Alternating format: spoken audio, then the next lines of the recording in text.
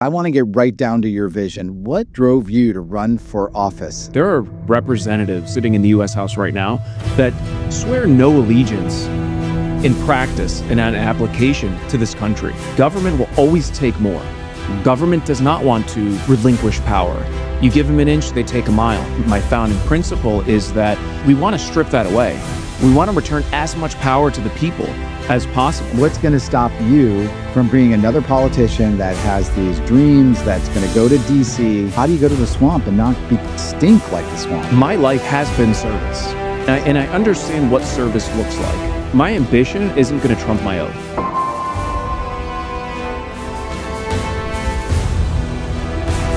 On today's show of Vision and Voice, we have future Congressman David Burke. David, good morning. Good morning. So I had all these prepared things to say, but I want to get right down to your vision. What drove you to run for office? I always say that would be the last thing I would want to do. And most people say that also. But what was your vision? What drove you to do this? So I think we've seen what happened or what's been happening across the country. There are representatives that are sitting in the U.S. House right now that swear no allegiance in practice and an application to this country, right? You take an oath on the Constitution, and you've got representatives who are doing none of that. And when you see that, you see the way the country's going, you see the tumult and the turmoil, and you think about it and you go, well, where are we going with this? We are straying so far from our core foundational constitutional principles that when the founders created this country, they had three things in mind. They had life, liberty, and property. And with all the red tape, the bureaucrats, everything that's coming out of D.C., it runs antithetical to that. Because at the end of the day, remember that government will always take more. Government does not want to relinquish power. You give them an inch, they take a mile. And sort of my campaign, my idea, my founding principle is that we want to strip that away. We want to return as much power to the people as possible. And there's going to be hurdles, and we know that there's going to be hurdles, and that's okay. But anything that's worth it's not going to come easy. Thank you for sharing that. A couple of quick questions. What district are you running for? And it's U.S. House, yes. U.S. House of Representatives. Yes. Okay. And so currently, and that's district. So as it sits, it's District 22. So it encompasses the north end of Palm Beach down to Manalapan. Okay. It juts over. It covers East Delray, East Boynton, West Delray, West Boynton, up to Wellington, and then it cuts straight across. But there's a little bit of, there's another district kind of overlapped in there, District 20, but that's as the district sits today. Got it. I know there's redistricting. Yes. And we'll get to that a little bit later in the podcast. But a couple of questions. Did you grow up down there? I grew up down there. So you're a hometown. You're a hometown boy. I'm a hometown guy. Yeah, I went to local elementary school. I mean, Seminole Trails, Bear Lakes Middle School, Palm Beach Lakes High School, and that was based. My family moved around a little. My dad had a job in Minnesota, and I left for the Marine Corps at 18. But I came back to the city because when I got out of the Marine Corps, I had this idea. I'm like, I want to be a police officer. Initially, I'm like, maybe I go to LAPD. But there's something for me that was almost disingenuous. That, okay, why would I go to another city to serve when I can come back to my home city that I grew up in, that I have a vested interest in protecting and serving? Why don't I just go back and do that? So what year was that? 2013. Okay. And I always we're in our offices in Stuart, Florida here. I just moved, new resident, by the way. I am in your voting district, by the way, Palm Beach Island. I got one today. Yes, too. You do. You do have my vote. But I have some tough questions. But Absolutely. No, I think, and I know we met your wife, very wonderful, and she knows, of course, Anna. So that's great. But West Palm, it's pretty new to me, or Palm Beach, I should say. But then West Palm and the different areas, it's a little rough area. So you have the wealth of Palm Beach Island and Mar-a-Lago and the breakers and all that. And I think we met there. And then, then we have I hate to say the normal people or the real people, but we're all good people, all Americans, but it's a huge socioeconomic difference. I mean, how do you bridge that gap?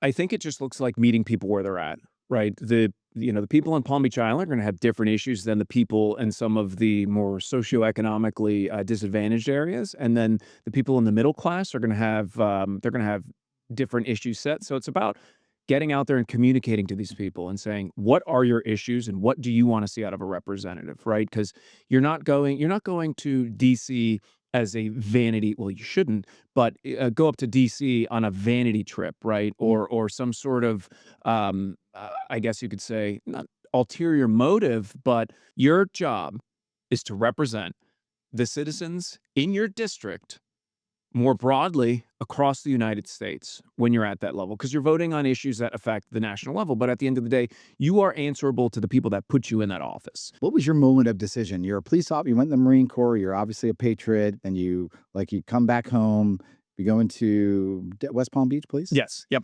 At what point during this career, because you wanted to be a police officer, Yes. that was your career. What was your point of inflection? What made you decide to do this? Because this is, I'm sure your wife had something to say about this. This is a big deal. And it's not something that is lost on me. It's not something that I take lightly. I have full support of my amazing wife. She's encouraged, my wife's from Cuba.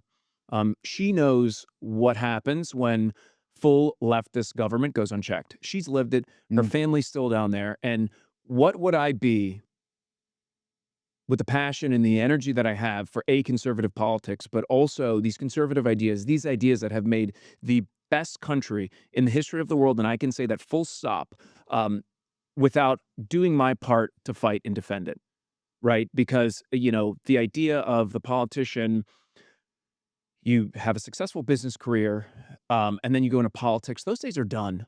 There are radical leftists right now in their 20s, in their 30s that only want to see one thing, and they want to see the system burn. They want to destroy the United States. And I don't say that from a perspective of yeah. bashing the other side or ulterior motives, but I can tell you they will tell you that. They will say they want to redistribute wealth. Mm. They want to say they want to seize control of the means of production. And I've read into this stuff. I understand what this Marxist Leninist train of thought is. And not only these aren't fringe ideas that are existing solely on the institute or in the colleges. The colleges have produced that. Now these people are in forms of leadership, right? They're in the local, Yeah. state, and federal levels of leadership, and they believe this. You They know, believe that's a supreme economic system. just to circle back for a second, your wife, Ari, is Yes. Cuban. Yes. She has family there still. Yes. My closest friend in high school, Ness Sala, Mr. Sala, Cuban family, they flew out like one of the last planes out of Havana. And I think that here, and I'll speak for myself too, that you think it could never happen here. That could never happen here.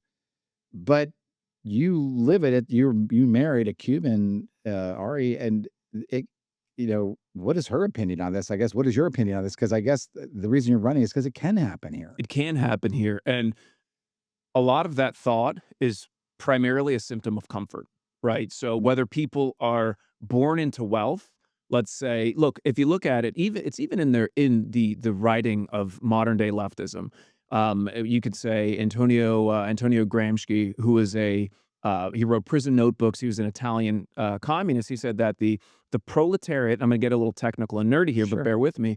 The proletariat does not have the means to organize.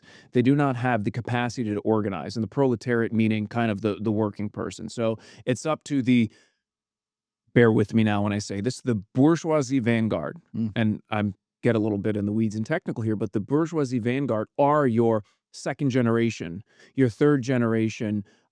You could say limousine liberals, we'll call them, sure. where those people, they've never experienced or they can't conceptualize the fact that in this country there is the most social mobility in the world. If you're in China, you're beholden to the CCP. If you're in Europe, you got to get anything and everything through Brussels. This is the country where you don't even need to be a billionaire tech founder. You can have a very successful local business, and Mm, big government hates local business, by the way. You can have a mm, very mm. successful local business and live to your wildest dreams. And the left is keenly aware of that.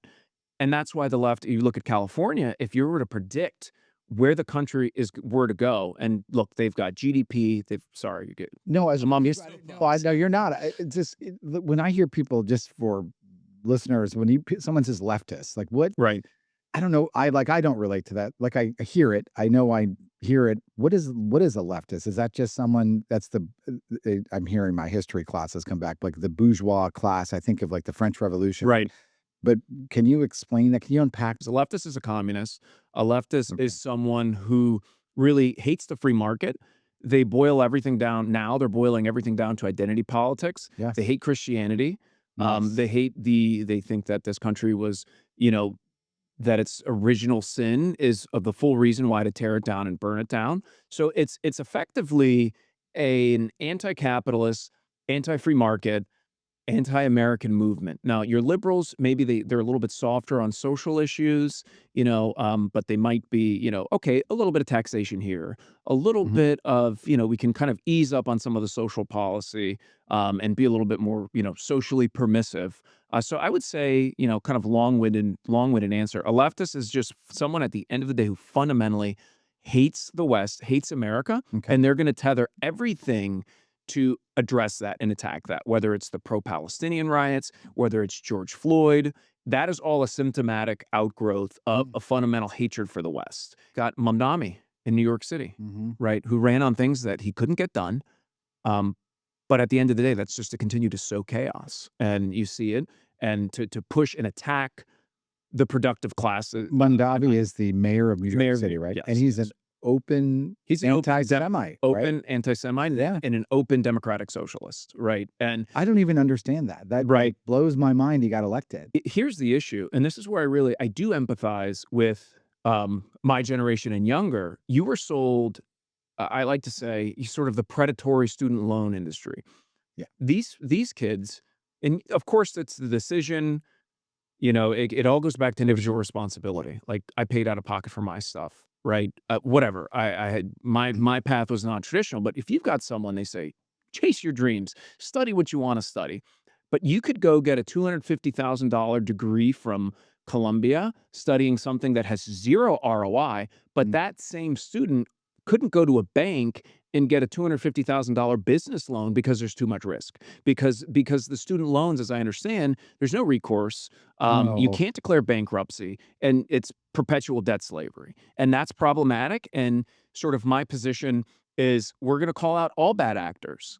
Mm. And I'm not going to take the side of big business and take the side of big business. Where there's an issue, where there is predatory action, which is the government's job, by the way, Mhm. to not to create, not to baby proof the room, but to respond to bad actors when bad actors arrive.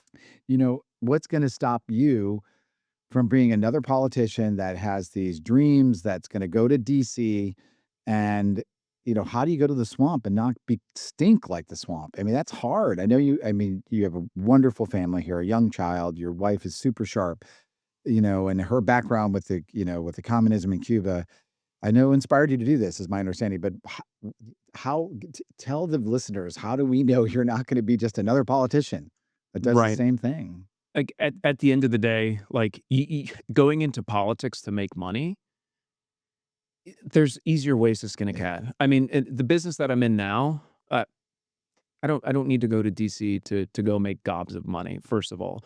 Second of all, what I do wanna see is I wanna see, stock trading be banned in DC, because you cannot represent the interest of your constituents while serving on the subcommittees and actively trading stocks.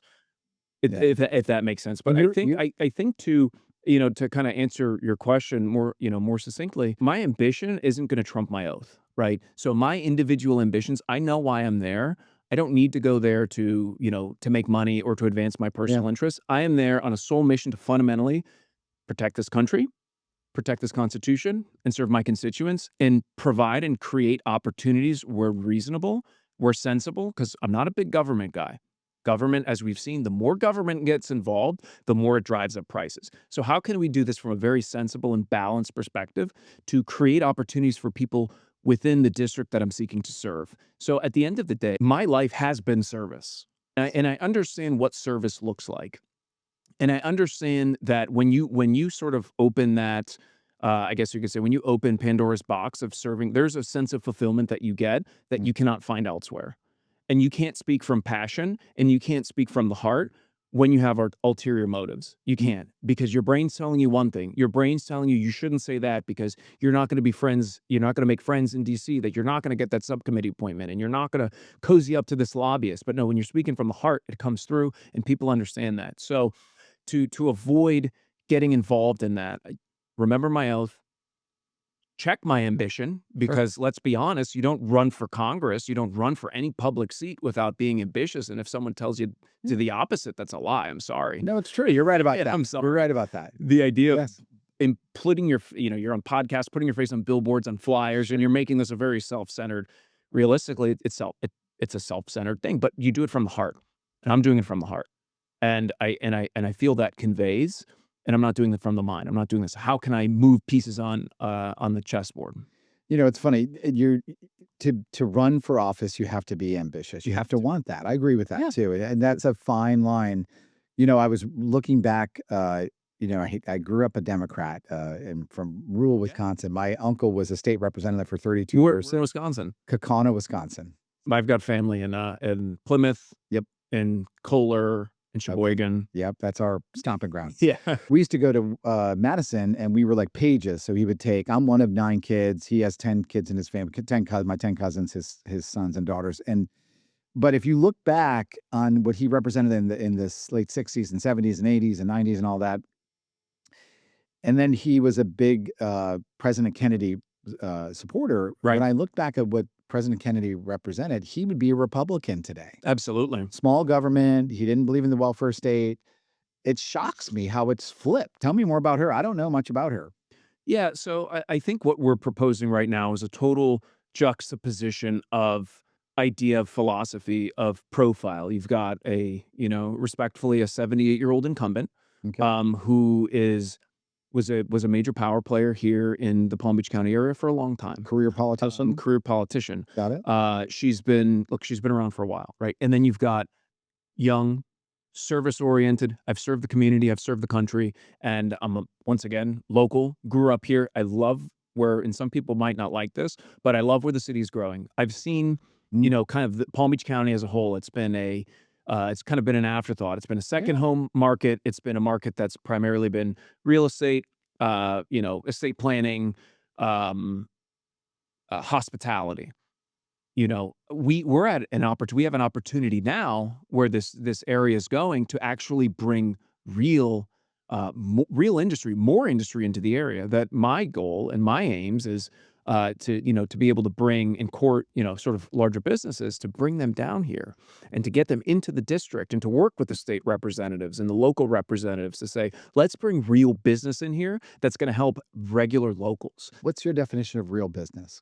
Before you answer, I know that Wells Fargo is moving their Yes. high net worth or their Yes. whole banking to Yes. West Palm, which is great. Yes. But So, we've got there's such a ramping up in the defense tech industry, right? In the defense sector. Obviously, there's manufacturing, there's warehousing, there is a slew of other businesses that aren't, and we love the private equity and we love the hedge funds. We love everyone that we love them. And this is why, because they're fleeing what we don't want Florida to become, right? Yes. They're fleeing this dystopian tax everything. The government, there's never enough of other people's money for the government to spend. And they're coming down here in the state of Florida, where there's been, what you can say, 20 years of conservative governance, plus or minus, that has made it what it is today at this time in history. So they're coming down. They appreciate that. But that can pour into the local community outside of, a few guys at the wealth man is highly technical. If the labor force can support bringing those companies down here, but really opening up opportunities to get buy-in from the people that have been here for a long time. And by becoming a U.S. congressman, you would help promote local manufacturing through that. I would engage when the opportunity presents itself. I Okay. would look to engage business leaders to say, hey, you're in California, you don't like the way it's going. Hey, you're in New York, you don't like the way it's going. Hey, you're in Minnesota, you don't like the way that the things are going. Why don't you look at Palm Beach County? Why don't you look at my district? Sure. Why don't you, if it fits, it's great. If it doesn't, it doesn't. It is what it is. But how are we actively having these conversations? But that's the sort of juxtaposition where you've got the incumbent who, she's 78 years old. She's a representative. Really, I don't want to say Yeah. old Florida, because I respect, I'm old Florida too, but Sure. how are we being forward looking as stewards of the district? I always think, and I hate to say it like this, but like Nancy Pelosi, and I remember during the financial crisis, she was instrumental in helping save the banking system. Frankly, I don't know if that's good, bad, or indifferent, but She really needs to retire. I mean, I think we all see that, and there's some Republicans that have the same thing. So, that I hate to see someone holding on to power for power's sake, just so they Yes. can make the vote or whatever it is. It's disappointing. So a couple things we were talking earlier to switch gears. You worked as with the Charlie Kirk organization. I did work with Turning Point USA, yes. Very cool. So I love that, and obviously a tragedy, the assassination of Charlie Kirk. And was that a turning point for you also when he was assassinated? For you running, had you already decided to run for U.S. Congress then? I mean, the decision was already made in my mind, but I think Okay. that was a little bit, and I don't wanna, like, hijack that tragedy No, and make it about I'm me, actually but curious. no, Yes, but it definitely, um, it kinda showed the stakes. it did. It kind of highlighted where we are, and that you can go down a million and one rabbit holes with that, but for the purpose of this conversation, it really highlighted the stakes of what we are dealing with existentially as a country and as a culture, that a man who was so effective at organizing Yeah, and mobilizing as he was, advancing in his craft, he was able to it was more heart-centered, yeah. his debate, his discussion. He was tough though. I mean, he was really Well, direct. he was direct, but as it progressed, I think he was a little bit more, this is where the differences are. He didn't shout down people if people didn't shout down him. It was dialogue and it was discussion. Got it. And that is the greatest threat, is open dialogue and discussion, because the ideas that are permeating through the Democratic Party and through the American left in general, they're not winning I ideas. agree. Now, I have a question. So you worked for the West Palm Beach Yes. Police, and so still close with a lot of the guys there. Yes. I know one of our employees, her husband retired, but you knew him. Yes. Very, very small world, by the way. Uh, do you feel you'll get their support? And I guess you'll need their support, right, to help you win office. So I'm speaking with voters regularly. I ask what their issues are, and their issues are security and safety. And that's a what people I think don't realize is that's a fundamental feature of the free Mhm. market, is the government's role to protect and enforce laws. You protect contract, you protect property, and you enforce those laws, right? And what's happening, and when I say it's kind of a systematic gutting of the free market, is you've got these state attorneys and you've got these leaders in these democratic states that simply do not want to prosecute crimes. Why would you not want to prosecute crimes? And you'd say, "Oh, it's compassion. It's these people that they grow up in tough circumstances." Yes, sure, that may be true. However, people that commit crimes, they need to be held to account. And then you can rehabilitate them. Yes, you can make that argument, but to get rid of cash bond and to Mhm. change laws to up the threshold for petty theft that they do in California, that is not conducive to a sustainable free market, I think to myself as you're talking, I'm like, well, that would never happen in Florida. and it won't. Well, let me ask you this though. I from your lips to God's ears. But let me just say this: it was. I mean, it wasn't. It was the the election 4 years ago, 5 years ago. Now it was obviously it could flip.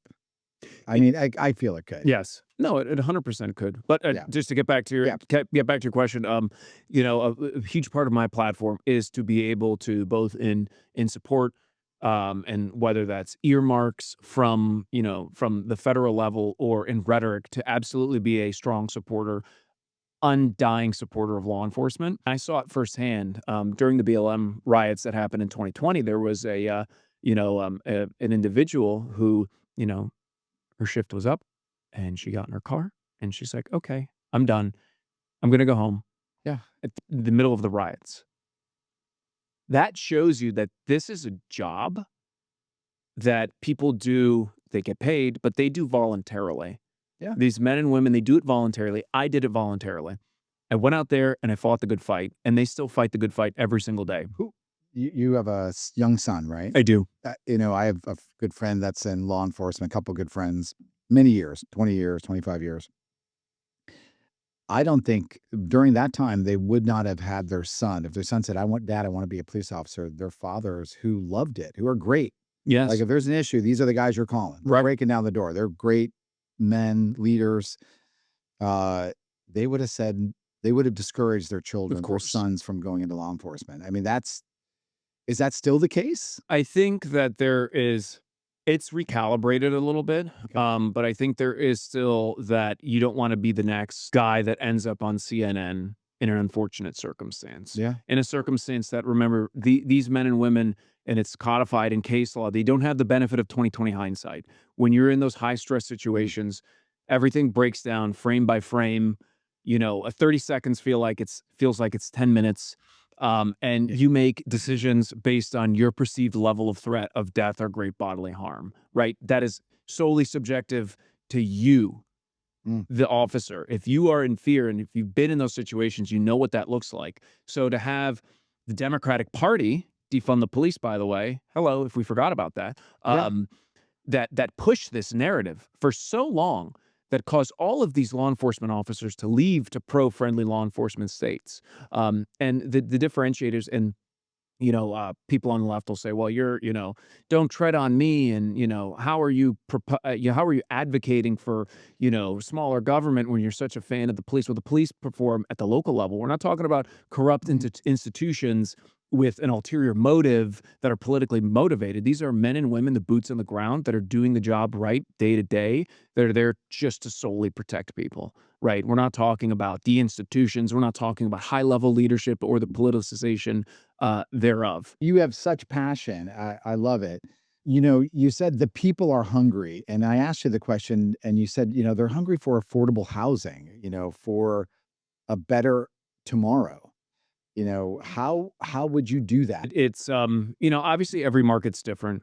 I think the median home price across the country has, it's the most unaffordable it's been ever. Yeah. There are programs that are in place, and I could go long for them, but I won't because it's very technical. Um, but there is a program in place that we can just simply reorient, get legislation passed through, reorient that creates the opportunity to build affordable homes for resale, not affordable housing, which is a big difference. Homes Yes. versus housing.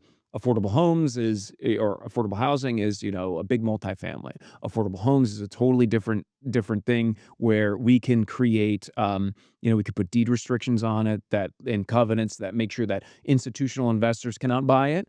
There are ways that we can work through the state and local level that cut through the red How tape. bad has institutional investing hurt the local market for first-time home buyers? So when you had that big run up, and I'm not a private equity guy by any means, but you had all of this excess liquidity because money was so cheap, right? So you had all of this money that you had to put that money to work, and any return as marginal. And these guys never played in the single family home No. space before because it's very hard to scale.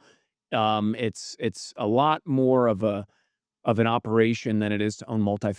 multifamily buildings, right? So I think you just had a lot of excess liquidity in the market. They go into these homes, they bought them up. So single-family homes, they bought Yes, they single-family bought single homes. family homes, and they bought, large, I guess you could say PUDs. So, Okay. planned communities. So they Sure. would go in and they would buy those as well, and they would rent them out. And once again, that's when whether it's BlackRock, whether it's mom and pop shops, but it's just the fact that money was so cheap, and that you could get a yield that was appropriate, Yeah. and you could get the upside of appreciation. So you had all of those different factors. How big they are now, that's more expensive. Yeah. There are other, So they're coming down a little bit. to my Yeah. understanding, to what that number looks like, I can't And so articulate, you're a but free market, I mean, you're a Republican, I'm a free free market market, guy, absolutely. but with some There needs there guardrails? needs to be guardrails. As to my understanding, there's only 4 meatpacking companies in the entire country. Really? Only 4 companies. What? So, if you were to say, "Why is my meat so expensive?" Oh, and there's only 4 guys competing, and if you don't think they're all at the same table right. figuring out it's I feel almost say like it's like human nature. Sure. If you've got a handful of power players that really care about making their money and almost exclusively making their money, that they're not gonna collude in some way, and I'm not making that allegation. It's business. We gotta be careful. There's a balance. Of course, there's a Yeah. balance, and So as a free market guy, the government's role, once again, isn't to baby-proof the room, to make business difficult and to make business onerous and complicated. The government's role is to come in and step in when there's bad actors, and the state of Florida's done a really good job at that. Whether it was the pill mills in the mid 2000s, Sure. whether it was the roofing contractors that were driving up insurance costs, and whatever issue that arises in the state here thereafter, but they're proactive, or sort of not proactive in addressing it, because I think proactivity creates gridlock and problems for entrepreneurship. Okay. But more so, we're going to address the bad actors when they arise. I'm just kind of curious, like, what are your future constituents saying to you about this? Is this their number one concern, affordable housing, or what? Affordability Okay, in general, that's and what does that safety, mean? What's affordability? groceries, insurance. Mm, Some of the people I've spoken with, they may address housing, they may not address housing, depending on where they're at in yeah. their life. But it really comes down to like kitchen table issues, as it's Insurance, referred to as. insurance, food, housing. I mean, insurance is really how for homeowners insurance is out of control. You know, if It's how would you? I'm just kind of curious. How would you propose legislation to help with homeowners insurance, because that's also affecting affordability. Governor DeSantis has been proactive about. Yes. He was proactive when the legislation that they passed, that kind of, I guess it was no fault, or they removed no fault, or they did something that basically made Sure. it a little bit more difficult to be litigious with the insurance companies. Attorneys hated it, but um, he's being proactive, and more insurance companies have entered the market, and then that's kind of brought insurance prices down a little bit. They're still up, but a little bit. But Okay. that's a problem. It's a major problem. What about DeSantis is trying to get rid of The the property taxes. property Yes. taxes? Yes. And so is that going to happen? Are you supporting that? I would love to see homestead property tax go away.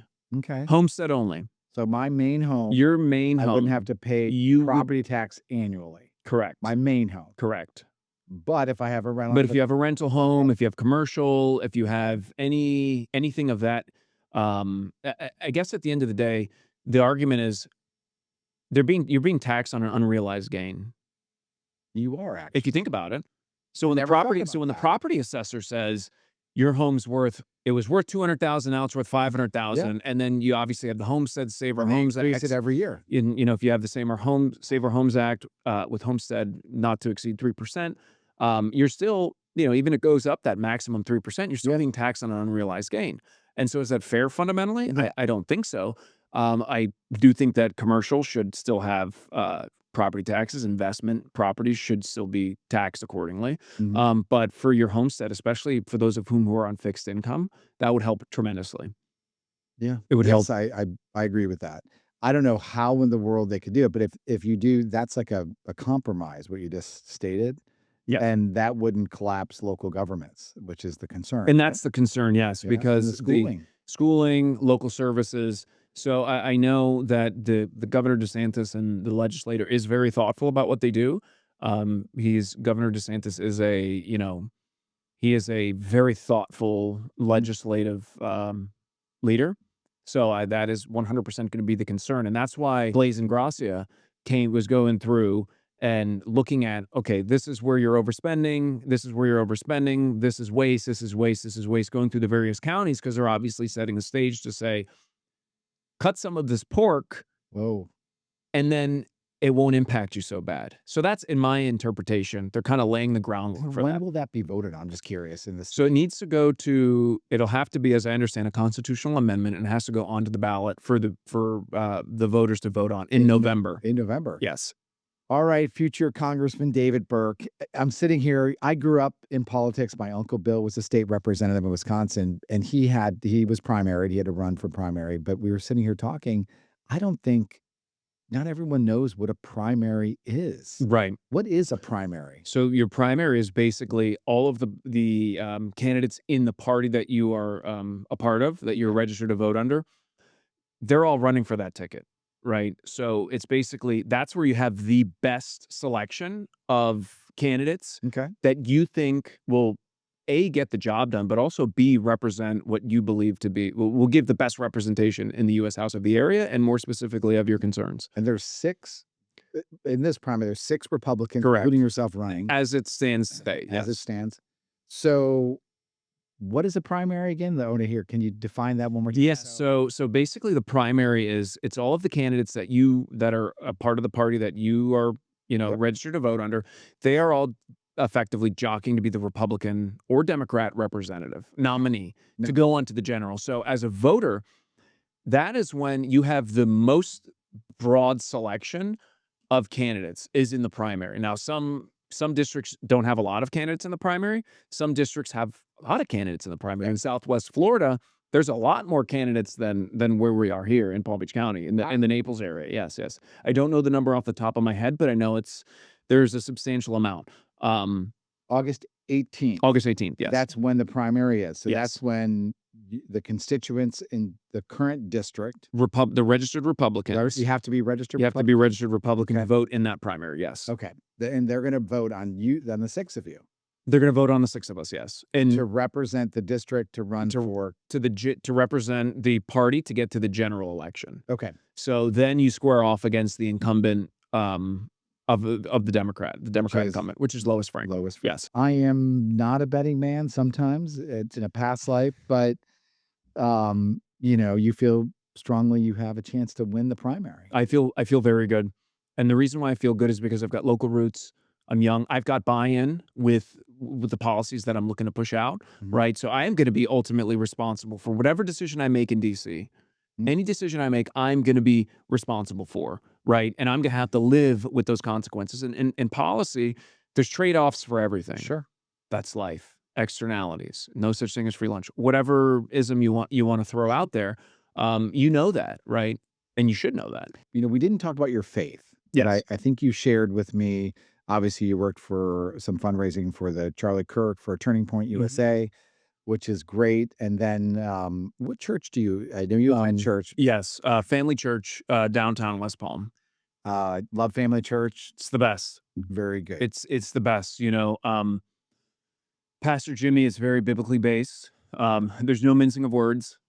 He's not afraid to touch on the subjects, right? He's not afraid to go down that path, which I hear that there are other pastors who don't necessarily want to discuss it. They want to, but it is relevant, especially in our faith. Awesome. So, you have a lot of different faiths in West Palm Beach, and a lot of Jewish constituents, and Christian and Catholic, and the whole mix.